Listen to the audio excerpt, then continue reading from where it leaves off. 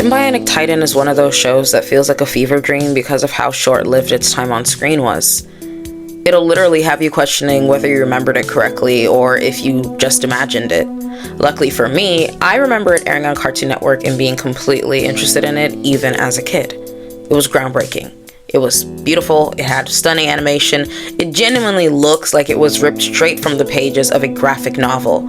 The series had rich character arcs and compelling storytelling, yet somehow, Sym-Bionic Titan was cancelled way too soon. Today we are going to do a deep dive on the Cartoon Network animated series, Sym-Bionic Titan. I want to start revisiting more of the nostalgic shows on my channel, especially when it comes to like Cartoon Network, because there's a lot of fun shows there. There's Ed, Edd n Eddy, there's Powerpuff Girls, there's a lot to explore. So if that's something you're into, then definitely subscribe, and even if it's not something you're into, you're probably going to find something that you're into on this page anyways. So don't forget to like, comment, share, subscribe, and let's get right into this video. Genndy Tartakovsky is a visionary animator who has shaped modern Western animation with his unique storytelling, stylized visuals, and his ability to blend action elements with emotion. You're probably already familiar with some of his work depending on when you were born, though sometimes I forget that Gen Alpha and Gen Beta is a thing now. He was the mind behind Dexter's Laboratory, one of Cartoon Network's staple shows of the Golden Age, alongside other classics like the Powerpuff Girls,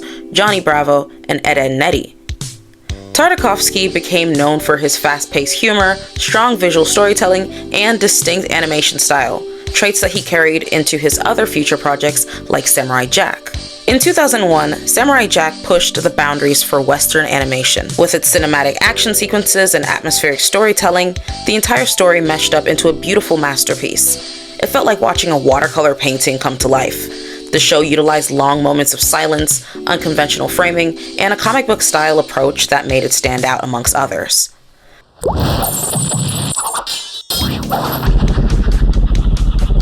Samurai Jack eventually returned with a long-awaited 5th season in 2017, bringing the story to a definitive conclusion. If you watched it, please let me know how it was. Was it good? Did it keep up with the older seasons? Comment down below if you've seen it. In 2003, Tartakovsky teamed up with Brian Andrews, Derek Bachman, and Paul British to create Star Wars Clone Wars.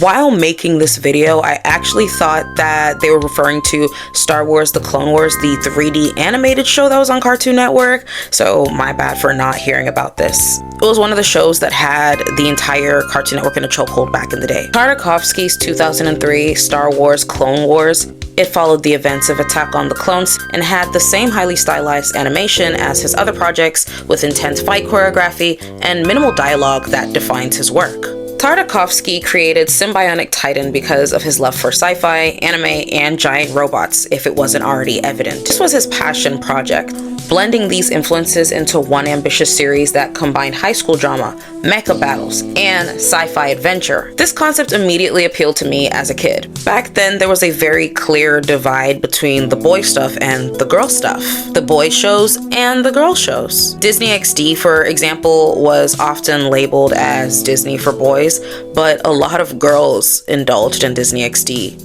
I watched Disney XD up until the point that it got canceled, and yeah, that says a lot. So unlike other franchises that would either make it inextricably clear that this is for boys and this is for girls as per the patriarchy and the system as a whole, Tartakovsky wanted to create something that had high school drama and mecha battles as well as adventure, and I think that's very appealing to people like me who love a mix of all these things. In an interview, Tartakovsky stated that some of his biggest influences for Sym-Bionic Titan were The Breakfast Club, 16 Candles, and the anime G-Force / Battle of the Planets. He also described the visual style as a mixed bag of goodies, citing influences like Speed Racer and Astro Boy, the Fleischer Bros, and Osamu Tezuka's manga. The robots were designed by Paul British, who drew inspiration from Shogun Warriors and Micronauts, though he kept some of the other influences a secret. When it comes to the high school drama aspects, think Spider-Man comics, where Peter Parker has to balance being a hero with his teenage struggles. The mecha battles, on the other hand, are reminiscent of shows like Voltron Legendary Defender, while the sci-fi aspects bring to mind Transformers or Star Wars, as he's also previously worked on. Unlike Samurai Jack, which is mostly episodic, Sym-Bionic Titan was designed as a serialized story. It focused heavily on character arcs, world building, and long-term storytelling as against standalone adventures. Tartakovsky saw Sym-Bionic Titan as an opportunity to push Western animation even further. The show tackled complex themes like war, identity, and loss, while balancing introspective moments with intense action. Even as a kid's show, it felt more mature and more in line with anime than a typical Western cartoon. Rewatching Sym-Bionic Titan as an adult makes me question how certain things got greenlit. It kind of reminded me of shows like 16 or Total Drama Island, and while those series leaned heavier into suggestive humor, Sym-Bionic Titan has its own surprising elements. Like, can someone please explain to me how Kimmy got away with shaking her butt on screen for almost a minute long or a minute and a half? I feel like Sym-Bionic Titan had the right amount of suggestive humor. We have Lance, for instance. Lance is every girl's childhood crush, okay? He's just Kevin 11 in a different font. While Sym-Bionic Titan has never been released to DVD in the United States, all 20 episodes were available for purchase on iTunes and the Microsoft Store. On October 7, 2012, reruns of the series began airing on Adult Swim's Toonami, along with the 2011 series of Thundercats, which is another show that always feels like a fever dream to me. Please tell me you guys remember Thundercats. Thundercats! Till Cartoon Network wrote off Sym-Bionic Titan for financial reasons in September of 2014. The series was later released on Netflix in 2019, but then removed from the service in December of 2020. Jokes aside, Sym-Bionic Titan is one of those rare shows that doesn't treat its audience like idiots. That's becoming increasingly rare these days. I mean, have you heard about how Netflix now writes out character actions and scripts because apparently people aren't actually watching the shows, they're just letting them play in the background while they're doing other things. Yeah, it's wild, and it's getting serious out here in terms of storytelling and the storytelling sector. But that's what I liked about Sym-Bionic Titan. It didn't dumb things down, it didn't make things too on the nose. It followed a strict rule, that rule being, show don't tell, but tell when necessary. It was crafted to be a fully realized story with depth and nuance. Sym-Bionic Titan follows 3 refugees from the war-torn planet of Gala Luna, Princess Alana, her bodyguard Lance, and their AI robot guy, their cybernetic robot Octus, as they crash land on Earth after escaping an invasion led by the villainous General Modula, who basically looks like Mojo Jojo incarnate. I mean, it is Cartoon Network, so maybe it was an idea, I don't know. So they're stranded and unable to return back to their home. The trio have to pretend to be high school students in Sherman, Illinois, blending into the human society while secretly fighting alien monsters sent to capture them. So the plot of most teenage adventure shows ever. The 3 of them fuse together to become the Titan, or they use the power harness from the Titan to become their own Titans. By far, Alana has probably the best design, and it's just so cutesy, and it really stands out amongst the other 2 characters. That's the thing about having like one female character in a trio or in a group. She gets to stand out. She gets to do her little one too. I don't know if anyone remembers the Power Rangers where there were like 3 of them and the Blue Ranger was the girl. That was elite, okay? A girl, Blue Ranger. Come on. Sym-Bionic Titan is filled with different spectacles and emotional core moments, as well as themes, which are identity and belonging, loss, responsibility, found family and teamwork, sci-fi as a narrative tool, which cleverly uses futuristic technology and intergalactic conflict to explore human emotions, political oppression, and the sense and weight of having duty. We have 3 main characters, and each of them go through their own significant character arcs that shape and mold them significantly, and it's really fun to see them change and evolve and go through this whole fish out of water trope and kind of become a fully realized person or fully realized characters. In the pilot episode Escape to Sherman High, we get to see the main trio crash land to Earth. This is when they have to hide in plain sight and begin to find a way to kind of incorporate themselves into daily Earthling life. So, in preparation, Octus shows them some cheesy teen show that actually makes me want to barf, and much like Lance, I am horrified. The very idea of being boxed in a building with a bunch of hormonal teenagers is scary. And it's still scary to me. Like, ew. We're also told that Lance is on a mission to protect Princess Alana against all odds and all evil. This is very, like, what girl wouldn't want someone to protect her? Except Alana finds it extremely irritating because Lance is very hands-on about his job. He does not play with it. He made a promise to her dad and he's not going to slip up. The next scene basically gives us a little bit of an insight into what happened on Galaluna in the first place. We get to see Mr. Mojo Jojo with white hair, General Modula. He reveals to the king that, oh, I'm not dead, MF, I'm alive and I'm back. And because you betrayed me and you didn't help me, you're about to see something. Turns out he was behind the attack that happened on Galaluna that forced the king to send his daughter off to Earth in the first place. Modula inquires where Alana is. The king says, no, I'm not telling you where my daughter is. But Modula is badass. Modula reads his mind and goes, oh, okay, so she's on Earth. Thanks. So he calls after the Mutrati Mega Beast to go get her. Mutrati. There's something about these names that sound ethnic. I don't know if that's just me. So Lance, Octus, and Alana disguise themselves as high school students. Octus puts on his alias Newton, which is a stark contrast from another alias that you will be seeing, which is when he gets to play their father to cover up for them. They're enrolled in the school all under the last name of Lunas. You are siblings, Lance and Alana Lunas. What? The second bell signifies the start of class. Try not to be late. While they try to integrate into the school society, every school society comes with a caste system. So the caste system declares that Alana is the weird doofus. For this fine institution, where I know our friendship will blossom and the bonds of social segregation will give way to unite us as one.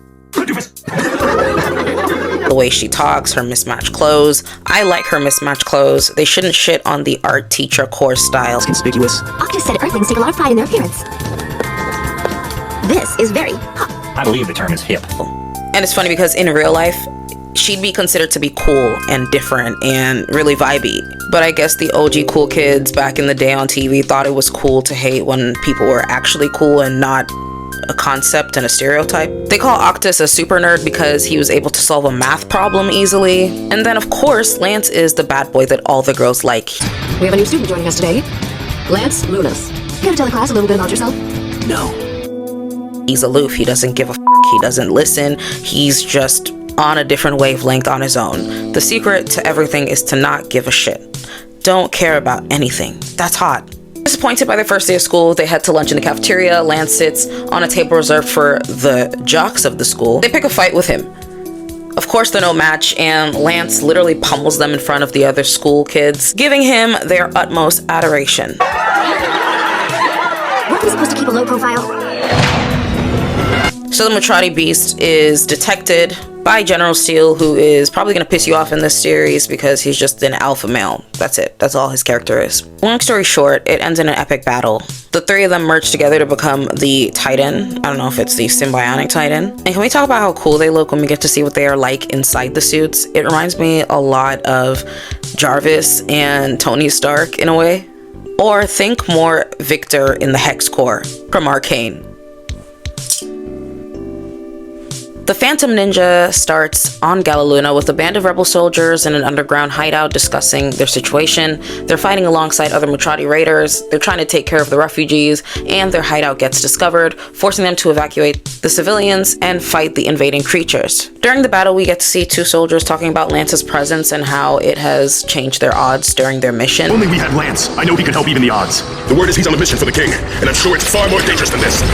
We have Modula, which is basically white-haired Mojo Jojo, trying to use his mind powers on the king, and unsuccessfully this time, to find out why Lana keeps defeating the beast he sends. None of your monstrosities will make me betray my daughter. Proceed. Very well, master. Back on Earth, we are here with the main trio, and we see that Lance is having a particularly boring, dragging school day. He's probably tired of life on Earth, he's bored, he's having some sort of homesickness, or maybe he's just itching for a fight. We saw in episode 1 when he beat up a bully and got deemed as the resident cool kid. It's just in this guy's DNA. He has to fight, he has to save the world. So while he's at school, he's particularly in a moody mood, think Zuko. At lunch, Alana is displeased with how the food in the cafeteria is, so her and Octus try to think of a way to create Galalunian meals using Earth food. And it's such a cute little wholesome aspect of the episode, but Lance kind of ruins it by brooding. Excuse me, everyone. Hello. Everybody stop. This food is unsafe, unhealthy. I think change is needed. I think it's time to demand healthier food. I would help. And we can start by creating a new school menu. Something nutritious. Even when they're cooking, they try to cheer Lance up, getting him to involve himself in the food tasting. But later that night, Lance isn't able to sleep and sneaks out of his house to go running.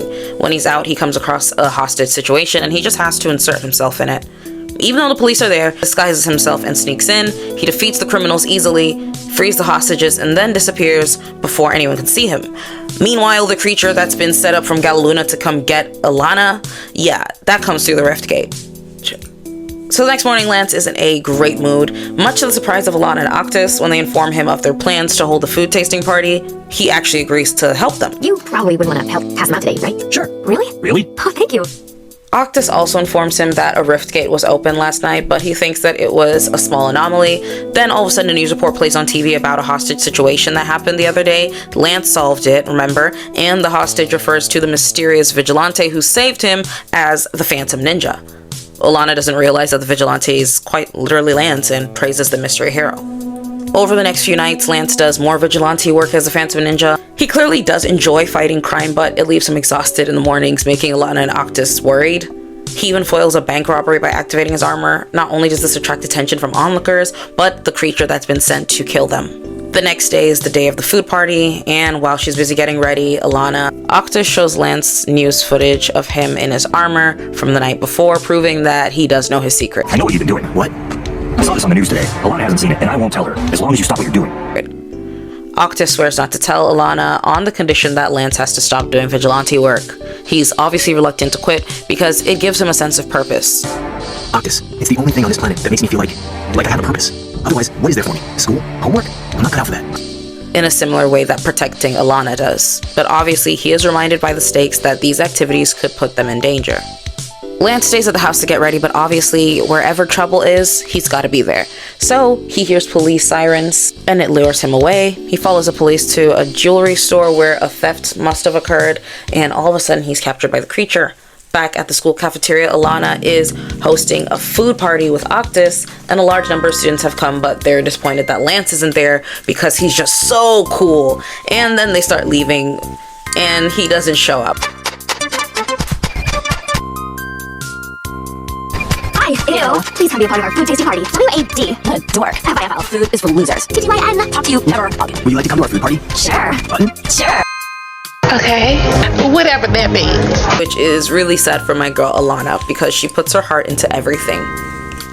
So while Lance is going back to back with the creature, the monster, he's able to turn into a Titan and crush him, but the creature gets a recording image of the giant robot and sends it through the rift gate. So when school resumes, the cafeteria is still destroyed and Alana's sad that Lance let her down over the party. Then she and Octus find him giving their food to the students, and then everything's good again. But then you take a bite, and you realize that the blandness is a vital part of the meal, and necessary to keep everybody healthy. You so deep. Roar of the White Dragon. So the three main characters are on their way to school, there's a traffic buildup, and then they're worried that they're gonna be late. That's when Lance all of a sudden sees a red import tuner with a white dragon paint job, and he is in love. This is him finally submitting to human life. This is capitalism at its finest. This is the first time that Lance's eyes ever go open and wide. This is the first time he's excited about something other than kicking ass. So it is really interesting to see his character progression, learning to love things or to be passionate about things or to even try things. Octus and Lance are both in a trance after seeing this car, commenting on how cool it is, but Alana is obviously not impressed, criticizing the driver for their driving and their rule violations because she is the by-the-book girl. Before any other further conversation can occur, the traffic is stopped by a pileup of the police cars, and then when they finally reach school, that same car door swings open, and we have, who should I say this guy is? Charles Melton lookalike? Charles Melton animated swings his car door open, and they both watch as this guy comes out, Mike Chan, and his girlfriend, who has absolutely no lines despite being an absolute baddie, and calls his friends over and shows them some new valves that he installed, commenting about the police not realizing. Lance comes over to touch them, but Chan slams the hood down and glares at them, and he quickly puts down Lance and Newton, referring to Newton as soccer mom, to which I say you can touch my car? No one touches my car. Hey, I just wanted to look at it. Dude, why don't you and soccer mom here run back to your cute little minivan and go buy some groceries? Or do we have to make you? They're extremely rude to him. Let's just say, they're extremely rude to the two of them. So the three of them reunite at lunchtime. Mind you, Alana has just witness the many wonders of the educational system, which is teachers who hate you. Then we have Lance and Octus talking about the fact that Octus can actually build him a car so he can go up against Mike, and that he can forge a license. People aren't doing it like they used to back in the days. What happened to forging your license or your ID so you could get into clubs? Not that I ever did that, but to the people that did it, did that work for you? Let me know in the comments. While we have Lance actually bending the rules a little bit for his own gain, Alana is trying to be the voice of reason, speaking against Lance's idea, and just in general being a goody two-shoes. Mike comes up, perfect timing, and mocks all of them, destroying Lance's car model. Lance gets up to fight and Alana intervenes, commenting on school rules about fighting. Fighting on school grounds is against the rules. Whoa, little sis. I wouldn't want to break the rules. Good. Octus can tell that Lance is angry about this and tells him not to be upset and shows him a hologram of a car that he just designed. Once it's all done, Octus decides to celebrate with a popsicle, and Lance trails behind. He decides to go for a spin around the block. While he's around the block, it turns into a downtown cruise, and everything's going well until Chan pulls up right next to him, his girlfriend in car, and they meet him at the stoplight, challenging him to a duel. What do you think, babe? Should we find out what kind of bicycles got in the hood? How about it, bro? You want to race? The two of them drive to a construction site where Mike explains the rules. As the two tear across the site, destroying construction projects and pulling tricks, Chan signals his cronies to block Lance's efforts to get ahead. Lance, in order to avoid these, pulls off an incredible stunt and still manages to stay in the race till the end. Of course, the police show up and Chan and the others scatter, leaving Lance to take the fall. At the holding cell, a detective yells at Lance, demanding the identity of the White Dragon, but when Alana comes, she states that the rules and the detective must let him go. And in accordance with your own rulebook, you cannot detain my brother any longer. Come on, Lance. Watch your back, kid. This leads Alana into badgering him about getting a legit driver's license. So, as Lance works his way through the test, Chan and the White Dragon gang come up on the test car and begin to interfere with him to the terror of the supervisor. Meanwhile, the rift gates open at the same time, and it's just very impressive. This chase is so impressive to watch.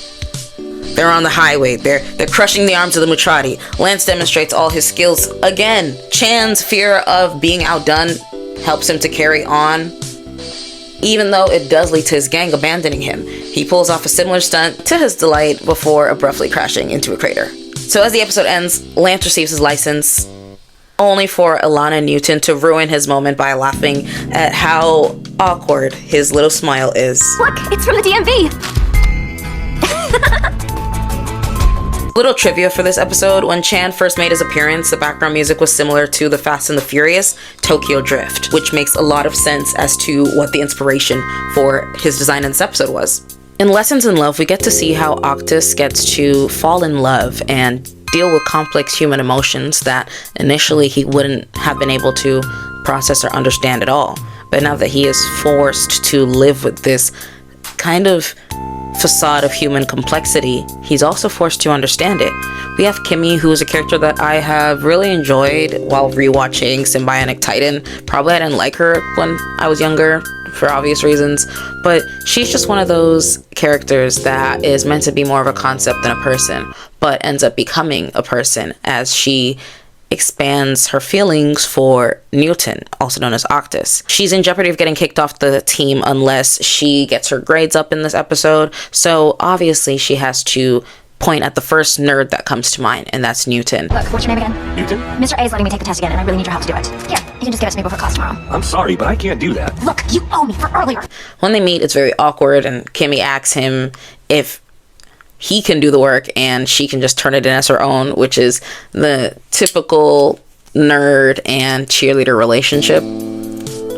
But obviously he urges her on a couple of times to get on with the work and actually be involved in it. Alana and Lance are kind of surprised to see her there because, what? Popular cheerleader with Newton in this house? Might as well leave.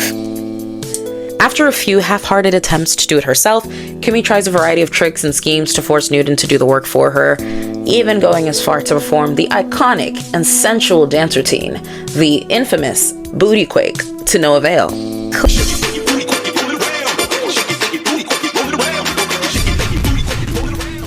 Clearly that doesn't work because he's not a man with blood flowing through his veins.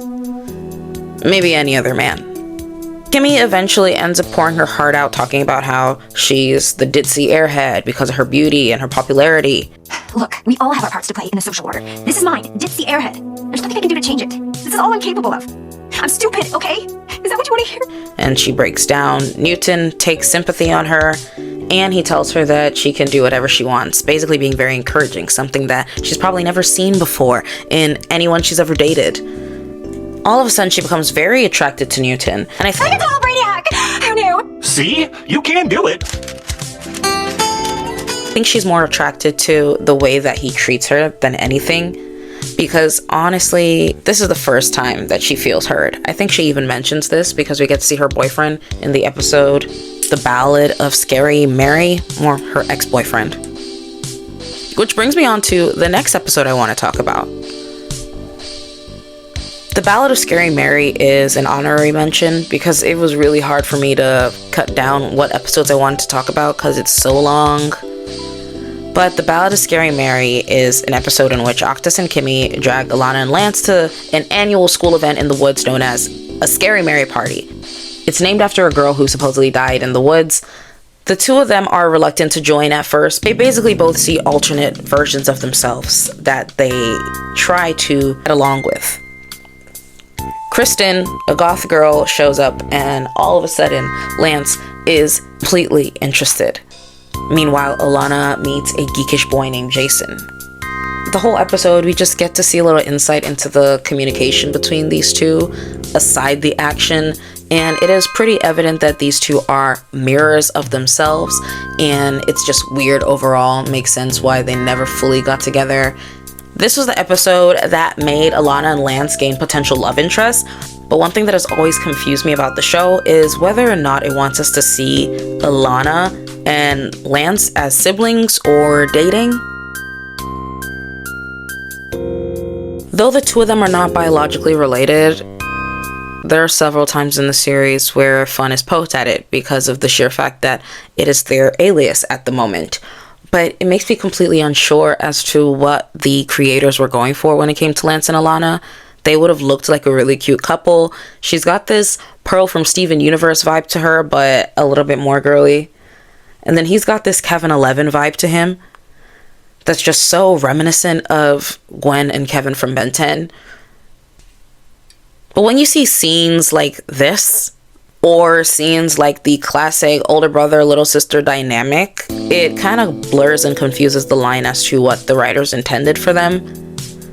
He learns to be good at emotionally comforting her, albeit awkwardly. And even when the two of them fight, they fight as though they're meant to make out next. I don't know if that's a reach or not, but definitely shipping material. Okay, 1 second, they make us think they're gonna kiss. The next second, they're family. So please make up your mind. It's 2025, and I would still love to have a valid answer as to whether or not the two of them are canon. I also feel like they disagree way more than they agree, and they fight more like siblings, so. Like in the episode Elephant Logic, Alana and Lance are having a hard time working as a team and are constantly bickering. So, Octus, as their father figure that he is, has to learn from a kid's cartoon how they can solve their problems. Low-key, I do think that Lance has a my way or the highway problem and is extremely entitled in it, probably because of the responsibility that he was given to protect her. But come on, man, you need to calm it down. Even in the episode Disenfranchised, where we get to see Lance join a band, one of the few things that genuinely made him smile in the show. And at first, the band at school wants Lance to be their drummer, but he refuses to join. He's too cool for school, you know what I mean? He can't be involved in this mainstream culture. The band mocks him for being cold and unfriendly, but Alana stands up for her brother, defending him and calling him her brother in front of others. And for the first time, Lance considers Alana's words and tries opening up even just slightly. We see that in the episode he joins the band, but as quickly as he joins the band, that is as quickly as the band crashed. Well, you know, Lance here has a problem. The problem is being too cool for school. And the moment that he joined the band, they became mainstream, causing a problem. That problem was The music's message was getting lost with all the girls screaming. You really should. Gotta go. So, is it true? Is what true? Lance is in a band? Yes. Cool. All the people that were just interested in their band because that one cool guy was a member of it. I find it really funny that they use this whole joke about music going mainstream and it ruining everything, because fast forward to 2025 and look at the generation we live. Look at the generation we live in. It's not working out. You're out of the band. What? Why? We're not here to be popular. It's all about the music. This is so hard. You're attracting the wrong crowd. Look at the music industry. Look at it right now. Mainstream, ruin artists. That's for another video essay, guys. Let's stay here. Towards the end of the season, we get the homecoming or prom episode, which was very cute to watch.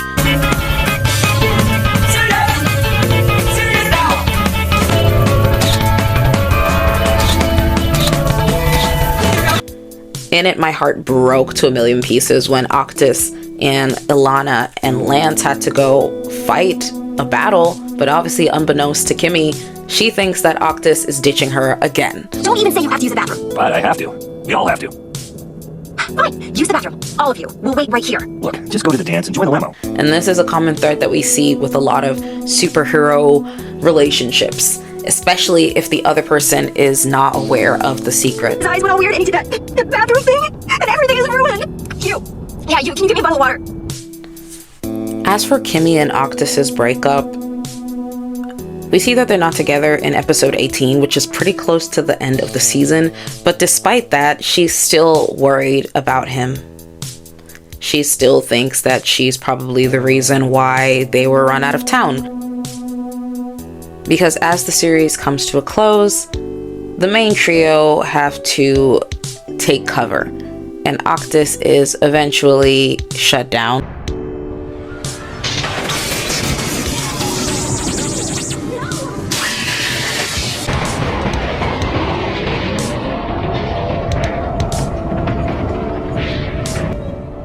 Temporarily, and we have Ilana and Lance trying to find out a way to put him back together. Octus's death takes a very big toll on them because Octus is the rock of the foundation that is the trio. Octus was also given to them by the king to protect them as he was sending them to take cover on Earth. So Ilana's in shock, struggling to cope with Octus's death. Lance, usually emotionally distant, is visibly affected too. Lance's character arc consisted of him learning how to open up with his emotions and to be more forthcoming and initiative when it comes to comforting or providing some type of human emotion to others.